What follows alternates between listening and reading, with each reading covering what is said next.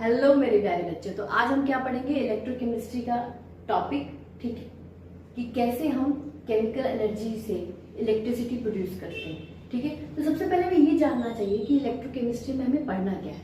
ठीक है, तो इलेक्ट्रोकेमिस्ट्री, मैं टॉपिक का नाम डाल रही हूँ बेटा, इलेक्ट्रोकेमिस्ट्री। ठीक है, अगर मैं इस इलेक्ट्रोकेमिस्ट्री को दो भागों में डिवाइड करूं ऐसे, ठीक है, तो आपको इलेक्ट्रो से क्या, आपको इलेक्ट्रिकल एनर्जी दिख रहा है, पता चल रहा है कि इलेक्ट्रो मीन्स कुछ ना कुछ इलेक्ट्रिकल।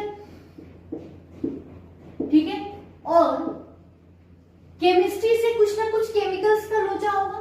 ठीक है, केमिस्ट्री से क्या होगा बेटा, कुछ ना कुछ केमिकल का लोचा होगा। तो इलेक्ट्रिकल से केमिकल एनर्जी, समझ में आ रहा है। तो इस पूरे चैप्टर में हम क्या पढ़ेंगे कि कैसे इलेक्ट्रिकल एनर्जी केमिकल में बदलता है, या फिर वाइस वर्सा केमिकल एनर्जी कैसे इलेक्ट्रिकल एनर्जी में बनता है।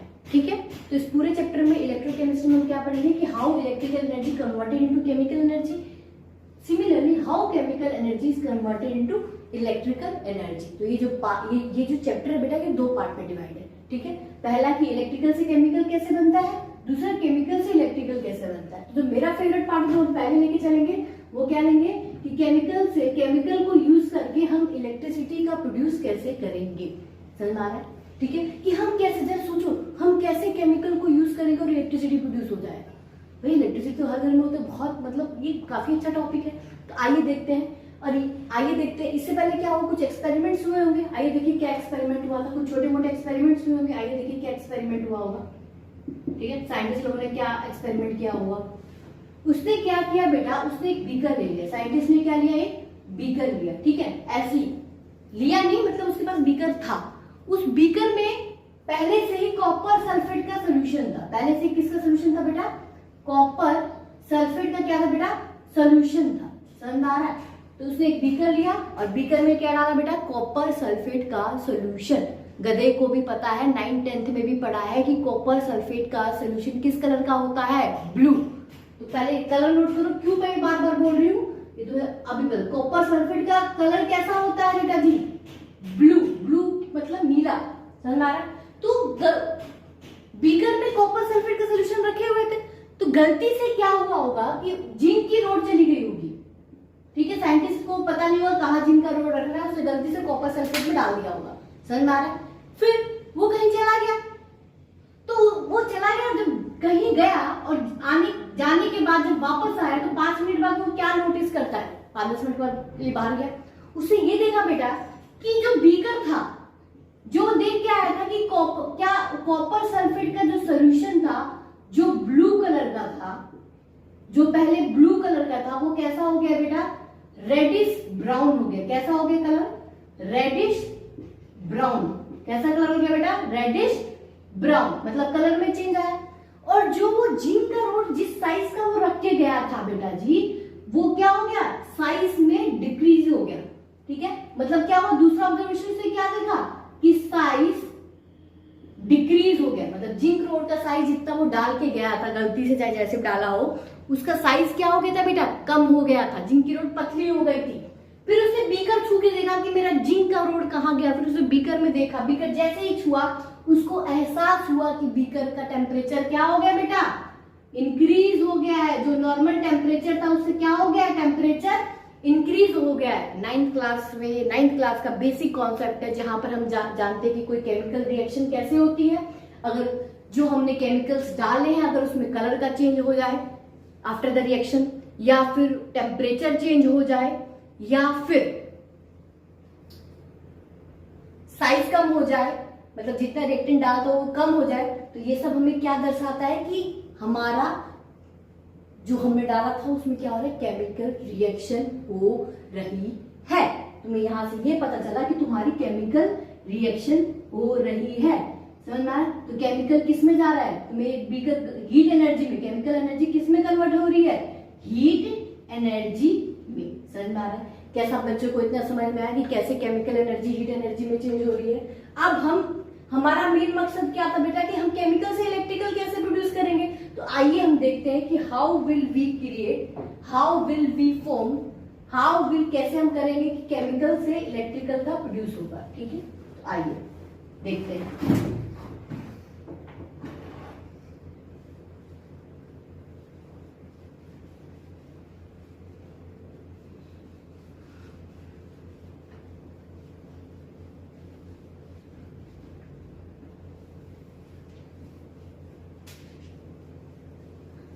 तो सबसे पहले हमने क्या किया था पिछली क्लास में कि जिंक की रो डाल दी थी बेटा, जिंक की रो डाली थी क्या, किसमें, कॉपर सल्फेट में।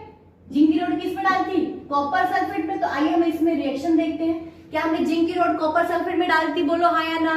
हाँ, तो देखिए जैसे आपने जिंक की, आ जाओ बेटा इसकी केमिकल रिएक्शन देखते हैं। जैसे हमने जिंक की रोड कॉपर सल्फेट में डाली, क्या यहाँ कलर में चेंज हुआ, इसका मतलब हमने ये अनुमान लगाया, ऑब्वियस बात है जिंक पतली हो रही है, हमने ये अनुमान लगाया कि जिंक का डिकम्पोजिशन हो रहा है। अगर जिंक का डिकम्पोजिशन हो रहा है तो जिंक कहाँ जा रहा है, सोल्यूशन के अंदर। तो ऑब्वियस ही बात है यहाँ पर सिंगल डिस्प्लेसमेंट रिएक्शन हो रहा होगा, तो जिंक सल्फेट प्लस क्या बनना होगा यहाँ पे, कॉपर। केमिकल रिएक्शन हुआ तभी तो कलर चेंज हुआ, नहीं आता समझ में बात है। और इसी का कलर रेडिश ब्राउन होता है। तो यहां से हम देख रहे हैं कि इस प्रोसेस में ये केमिकल रिएक्शन हुआ। तो आइए इस केमिकल रिएक्शन को जरा ध्यान से पढ़ते हैं। क्या यहाँ पर Zn का ऑक्सीडेशन स्टेट 0 होता है, बोलिए मेरे प्यारे बच्चों। क्या यहाँ Zn+2 का यहाँ ZnSO4 में Zn का +2 होगा। क्या 0 से +2 जा रहा है, अगर 0 से +2 जा रहा है तो क्या मैं इस रिएक्शन को ऑक्सीडेशन बोलूंगी। क्या Zn सॉलिड Zn+2 जा रहा है तो क्या मैं इस रिएक्शन को ऑक्सीडेशन बोलूंगी, क्योंकि इलेक्ट्रॉन का क्या कर रहा है बेटा, लॉस कर रहा है, नहीं कर रहा है, बताइए। ठीक है, नेक्स्ट रिएक्शन देखिए। क्या कॉपर सल्फेट से कॉपर जा रहा है, क्या कॉपर की वैलेंसी कितनी होगी, +2, कॉपर की दर कितनी होगी, 0। तो क्या कॉपर +2 से जब कॉपर जाएगा तो कैसे जाएगा बेटा, क्या ये 2 इलेक्ट्रॉन का गेन करेगा या नहीं करेगा, बताइए। करेगा, तभी तो बना कॉपर।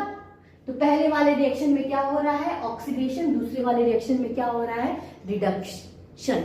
तो ऑक्सीडेशन क्या होता है, लॉस ऑफ इलेक्ट्रॉन, रिडक्शन क्या होता है, गेन ऑफ इलेक्ट्रॉन। तो यहाँ पर हीट एनर्जी क्यों प्रोड्यूस की, कि जो उसने इलेक्ट्रॉन को लॉस किया वही कॉपर सल्फेट ने खा लिया। समझ में आ रहा है, क्या इलेक्ट्रॉन का मूवमेंट हो रहा है मगर एक ही बीकर में हो रहा है, इसलिए यहाँ पर क्या प्रोड्यूस हुआ, हीट एनर्जी प्रोड्यूस हुआ।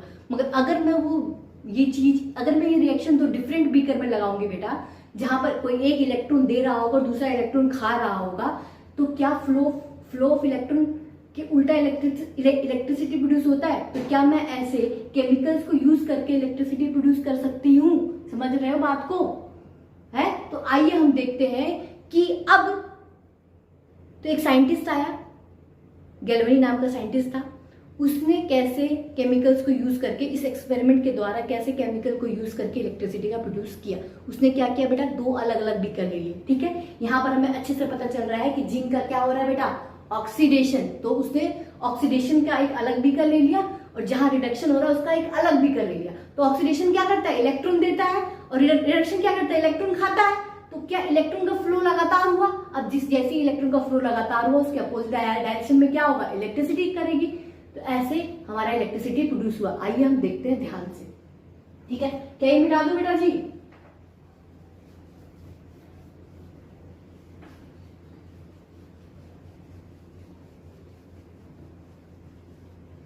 तो फिर से हमें डब्बे बनाने हैं। पिछली क्लास में हमने कितने डब्बे बनाए थे बेटा, 1। अब कितने डब्बे बनाने हैं, 2। आइए देखिए बेटा कि जिंक का रोड लिया। जिंक का हमें अच्छे से पता है, यहां लिख लीजिए। जिंक का क्या हो रहा था, ऑक्सीडेशन, और कॉपर का क्या हो रहा था, रिडक्शन। तो पहले हमने क्या किया बेटा, जिंक की रोड डाली किसमें, ZnSO4 में। किसमें, सॉल्यूशन में, ZnSO4 में। अब बहुत बच्चों का डाउट आता है कि मैम यहाँ पर आप कुछ और भी तो ले सकते थे, मैम आप यहाँ पर कॉपर सल्फेट ले रहे थे, दिमाग खराब है, फिर से हीट एनर्जी प्रोड्यूस होता है ना। हम ऐसा उसमें सॉल्वेंट लेंगे जो रिएक्ट ना करे, तो फिर से वो हीट एनर्जी प्रोड्यूस होगी। इलेक्ट्रिसिटी कहां से प्रोड्यूस होगा, फिर से वो हीट एनर्जी प्रोड्यूस कर लेगा। नहीं है ना समझ में। तो अब हम क्या करेंगे, जिसकी रोड लेंगे उसी का सॉल्ट लेंगे। ठीक है, जिंक की रोड लिया तो किसका सॉल्ट लिया, ZnSO4 का सॉल्ट लिया। अब दूसरा बीकर बनाएंगे, दूसरे बीकर में हमारा क्या था, कॉपर की रोड लेंगे। क्या लेंगे, कॉपर की रोड, और सोल्यूशन किसका लेंगे बेटा जी, कॉपर सल्फेट। ठीक है, पहले में हमने क्या किया, जिंक की रोड ली, किसका सोल्यूशन डाला बेटा, जिंक सल्फेट का। दूसरे में क्या किया, कॉपर की रोड ली, किसका सोल्यूशन डाला बेटा, कॉपर सल्फेट का। अब इसको पता चलने के लिए कि हाँ भाई इलेक्ट्रिसिटी बह रही है या नहीं बह रही है, तो मैंने क्या किया बेटा, यहाँ पे सबसे पहला वोल्ट मीटर लगा दिया, दूसरा मैंने बल्ब लगा दिया। मान लो कोई अंधा बह रहा हो जिसे वोल्ट मीटर नहीं पता चल रहा हो भाई, तो चलो बल्ब से तो समझ में आएगा कि हाँ इलेक्ट्रिसिटी प्रोड्यूस हो रही है। तो बेटा क्या हुआ, देखो मैं इसका नाम दूंगी लेफ्ट बीकर, ठीक है, इसका क्या नाम दूंगी, लेफ्ट बीकर, ठीक है, और इसका नाम दूंगी बेटा राइट बीकर। क्या नाम दूंगी बेटा, राइट बीकर। तुम्हें अच्छे से पता है कि लेफ्ट वाले बीकर में क्या होगा, ऑक्सीडेशन, राइट वाले बीकर में क्या होगा, रिडक्शन। तो ऑक्सीडेशन किसका होगा, Zn का होगा, ZnSO4 का होगा, जिंक रोड का होगा। किसका ऑक्सीडेशन होगा बेटा, जिंक रोड का। तो जिंक रोड का अगर ऑक्सीडेशन का मतलब क्या होगा, लॉस ऑफ इलेक्ट्रॉन। तो किसमें से इलेक्ट्रॉन लॉस होंगे, जिंक में से। तो जिंक में से इलेक्ट्रॉन लॉस होंगे तो ये किस में जाएगा, +2 ऑक्सीडेशन में इलेक्ट्रॉन कितना लॉस कर देगा बेटा, 2। ठीक है, अब मेरा सवाल आपसे ये है बेटा कि Zn+2 किधर जाएगा, सोल्यूशन के अंदर या रोड पे जाएगा। तो तुम्हारा जवाब ये होना चाहिए बेटा कि ZnSO4 जहां पर उसके प्रकार के प्राणी रहते हैं ये वहीं जाएगा, क्योंकि यहाँ पर ये Zn+2 है और यहाँ पर भी ZnSO4 को जब तुम तोड़ोगे तो Zn+2 है, तो ये अपने ही प्राणी के अंदर जाएगा, तो ये सोल्यूशन के अंदर जाएगा। तो Zn+2 कहाँ जाएगा बेटा, सोल्यूशन के अंदर जाएगा। समझ में आ रहा है। और इलेक्ट्रॉन कहाँ एक्यूमुलेट होंगे, रोड पे। इलेक्ट्रॉन कहाँ एक्यूमुलेट होंगे बेटा, रोड पे। समझ में आ रहा है। तो ये टर्मिनल कौन सा हो गया, नेगेटिव। समझ में आ रहा है। अब यहाँ से इलेक्ट्रॉन जाएगा जाएगा जाएगा, गया। तो अब देखिए राइट वाले बीकर में क्या हुआ, अब इलेक्ट्रॉन गया। अब मुझे ये बताइए कि इलेक्ट्रॉन यहाँ पर कौन खाएगा। पहला ऑप्शन कॉपर, क्या कॉपर इलेक्ट्रॉन खाएगा, या फिर इसको तोड़ते तो क्या बनता है, कॉपर+2, क्या कॉपर+2 इलेक्ट्रॉन खाएगा, या फिर SO4, क्या SO4-2 इलेक्ट्रॉन खाएगा। आपका जवाब क्या होगा, इलेक्ट्रॉन कौन खाएगा, जो भिखारी हो, जिसके पास पैसे की कमी हो। आप बताइए। ये कॉपर क्या है, मेटल है। मेटल की तो टेंडेंसी होती है बेटा इलेक्ट्रॉन को लॉस करने की, तो वो इलेक्ट्रॉन क्यों खाएगा, तो ये बेटा नहीं खाएगा। SO4-2 पहले से माइनस चार्ज है, इतना ज्यादा नेगेटिव है बेटा, और तुम उसको क्या नेगेटिव बनाओगे, इलेक्ट्रॉन क्या हो जाएगा बेटा, रिपल्सन। तो ये नहीं खाएगा। गरीब कौन बचा, +2 चार्ज वाला, तो यहां से कूदे आएगा, कॉपर+2 इलेक्ट्रॉन को खाएगा। समझ में आ रहा है। तो कौन इलेक्ट्रॉन को खाएगा बेटा, कॉपर+2, जो इलेक्ट्रॉन फेंक रहा